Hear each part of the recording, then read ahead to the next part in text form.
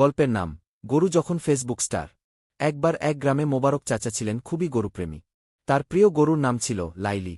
লাইলিকে সে এত ভালোবাসত যে নিজে খায় না খায় লাইলির জন্য কাঁঠালপাতা, কলা, রসগোল্লা সব এনে দিত। একদিন মোবারক চাচা শুনল ফেসবুকে গরুর ভিডিও দিলে অনেক ভিউ আসে।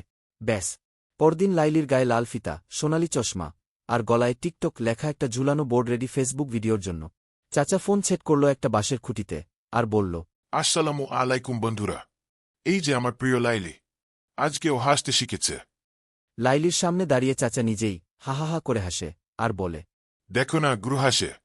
গ্রামের সবাই দেখে চমকে যায়। পরদিন video viral, 5 lakh view, 20,000 reaction, 1,000 comment.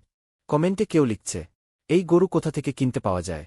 গরু যদি হাসে মানুষ কাঁদবে কেন? ভাই, এই গরু কি ডেলিভারি করেন ঢাকায়? লাইলি এখন গ্রামের সেলিব্রিটি গরু। এমনকি এক টিভি চ্যানেল চাচাকে ফোন দিয়ে বলল, আপনার গরুর সঙ্গে এক্সক্লুসিভ ইন্টারভিউ করতে চাই। শেষমেশ ঈদের আগে শহর থেকে এক বড়লোক এসে 5 লাখ টাকা দিয়ে গরু কিনতে চাইল। চাচা কাঁদতে কাঁদতে বলল, আমি বউ ছাড়তে পারি, কিন্তু লাইলি না।